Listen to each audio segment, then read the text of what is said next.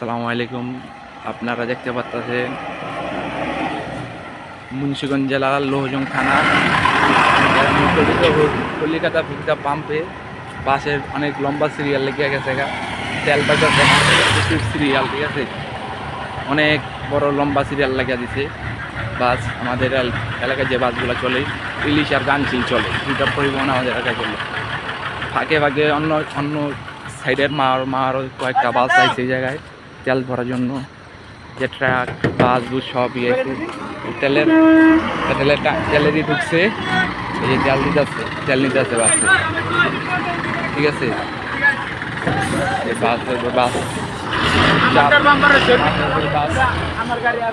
এই যে ইলিশ, এই যে পাম্প পুরা হাসপাতাল লেগে গেছে এরকম অবস্থা, ঠিক আছে। সামনে আরও বাস আছে, যে আসতেছে, ঠিক আছে।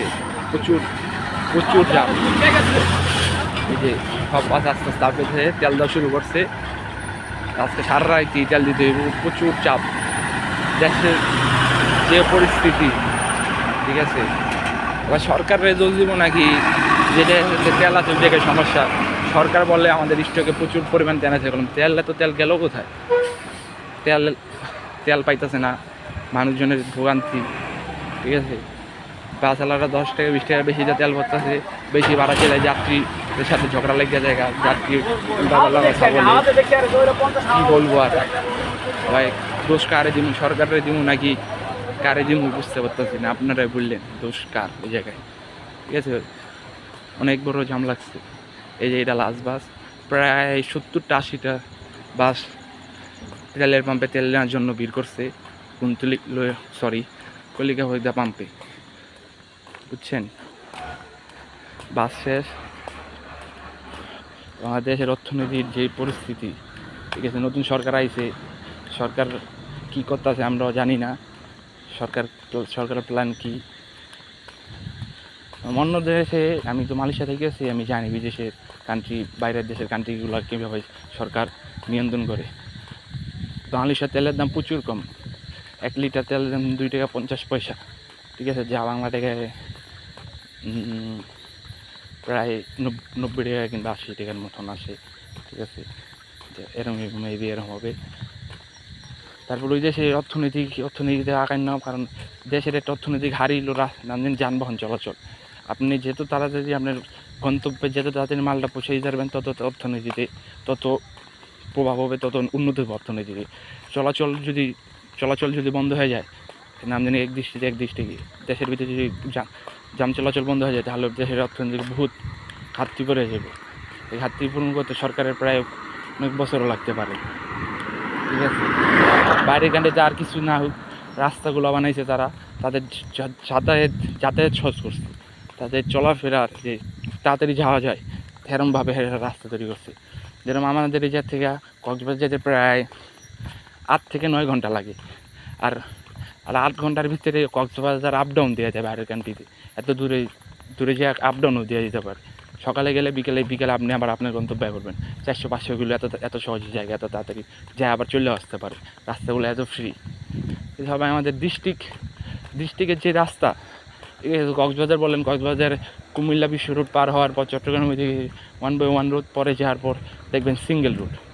আর ওই দেশে আমরা ওই দেশের বাসাবাড়ির জন্য আমাদের যে মেন রাস্তা না, ওই দেশের বাসাবাড়ি এর চেয়ে বড় রাস্তা, শুধু বাসায় যাবে, এত বড় রাস্তা বানায় তারা।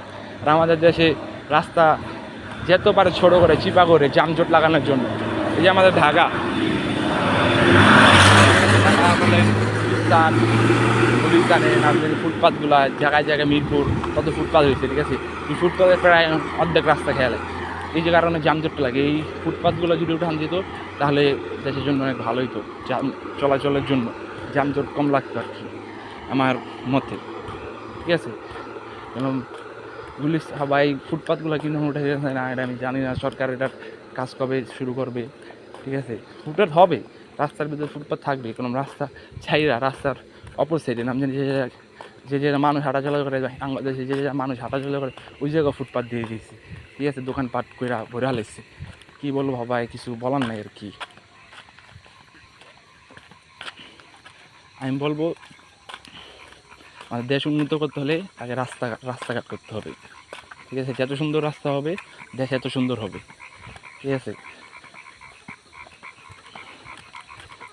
এই আর কি। বাইরের দেশে বাইরের দেশের এই কেন আমাদের থেকে অনেক বাইরের দেশ লাগবে, যে তারা চুরি চেষ্টামি করে না, ঠিক আছে? সরকার যেরকম আইন দিয়েছে তারা আইন মোতাবেক চলে, ঠিক আছে? আর আমাদের দেশে তো চোর চেঁচাল যাবো ওরা। আমাদের নিজেদের প্রশাসন যারা সরকারি কর্মজীবী কাজ করে যারা, তারাই হলো সবচেয়ে বড় চোর। তাদের কাছে বিলাহে 50 লাখ টাকা, তারা বিল করে 40 লাখ টাকা, 10 লাখ টাকা তারা মেরা যায়, ঠিক আছে? সবার আগে এই দান্দাবাজি চাঁদাবাজি এগুলো সব বন্ধ করতে হবে বাংলাদেশে, ঠিক আছে? আরও বাংলাদেশে অনেক টুকটাক খুঁটিনাটি অনেক কাজ আছে, এগুলা সব সম্পূর্ণ করতে হবে। যেরকম শিক্ষার হার, ঠিক আছে?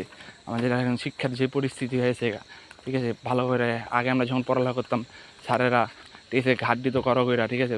পড়াশোনার ভিতরে দেখতাম প্রাইভেট করতাম, কোচিং করতাম। এরা এখন মানে শুধু প্রাইভেট করে স্কুল ক্লাস করে না, ঠিক আছে? আমাদের সময় জরিমানাও নিত, আর এখন তো কোনো জরিমানা নাই, ঠিক আছে? শনিবার স্কুল বন্ধ থাকে আর প্রতিদিন ক্লাস হয়। মালয়েশিয়াতে আমাদের এই দেশে তো নামজানিকে আরবি কোনো স্কুলে কোনো আরবির কোনো সিস্টেম নেই, আর মালয়েশিয়াতে স্কুলের ভিতরে সব জায়গায় আরবি পড়া আছে, ঠিক আছে? মালয়েশিয়া যারা স্কুলে পড়ে, যারা মাদ্রাসে পড়ে, তারা তো সাবজেক্ট আলাদা। যারা নামজানি স্কুলে পড়ে তাদের কোরআন তেলাওয়াত শুনলে আপনার মাথা নষ্ট হয়ে যাবে, এত সুন্দর কোরআন তেলাওয়াত করে 30 পারা কোরআন শরীফ পুরো তাদের মুখস্থ, ঠিক আছে? তারা মসজিদে নামাজ পড়ে, যে কোনো নামজানি ইমাম নাই, যখন যে মন চায় সেই নামাজ পড়ে।